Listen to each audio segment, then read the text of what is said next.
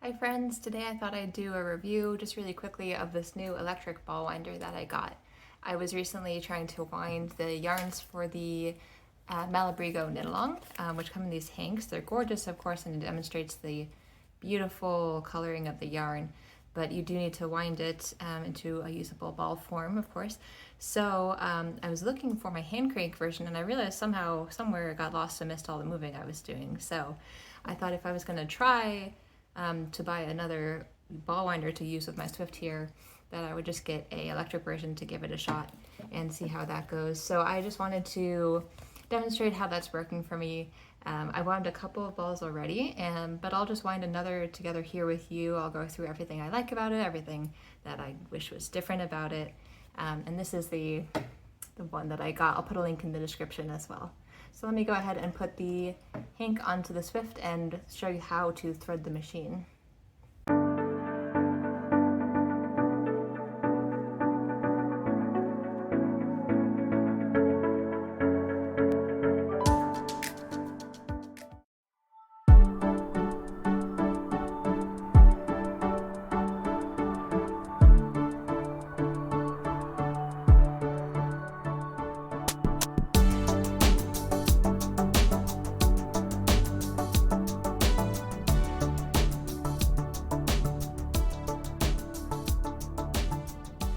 Alright, so here's a close-up of the machine. You attach it, there's just a little doohickey here, I'll show you. So it has a nice padded surface to protect your table. So you go ahead and turn that around and tighten with using the wing nut, everything. This is on the bottom.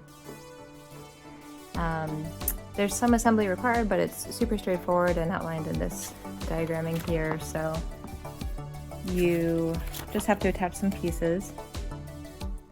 Very straightforward. And then in terms of threading, it also comes with this spring. So we thread it through that hole and through that hole there. You can see it.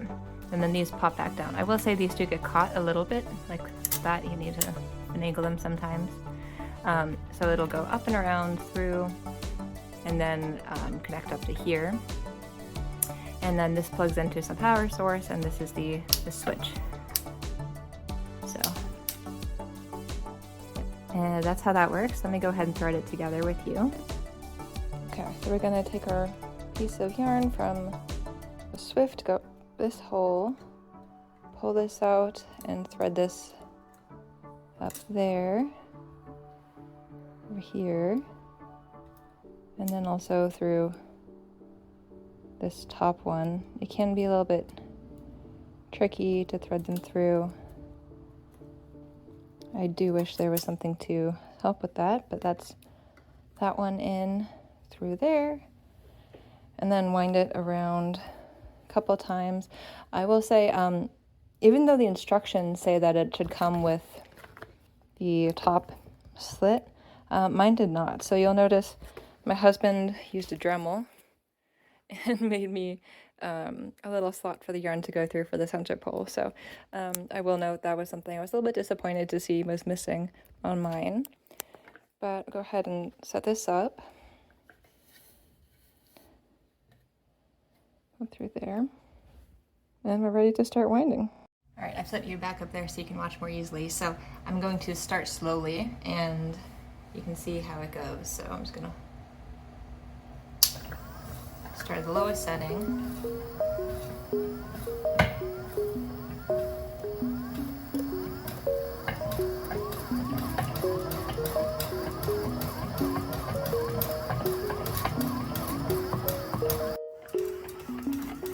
Alright, so here's a close-up from this side. You can see I've got it on setting down there, so it's going pretty fast. And these springs are helping to maintain the tension. Ball is looking pretty good so far, and it does get stuck a little bit on the Swift sometimes, so let me move back a teeny bit.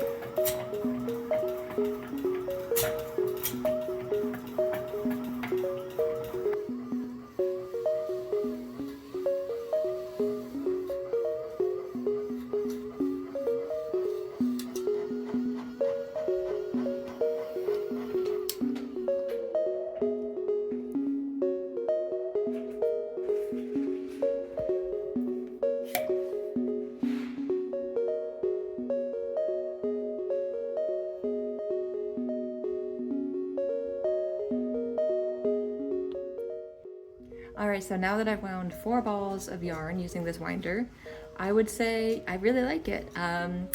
I love that I don't have to crank it, sit there cranking it the entire time. It's much less effort to just monitor it and make sure the tension is looking good and doesn't get stuck. So that's super convenient, I would say.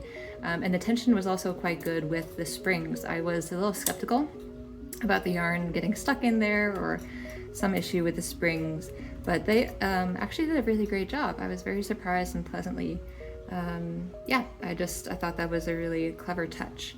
I haven't used many electric yarn winders in the past, but this design is really neat. I like it a lot.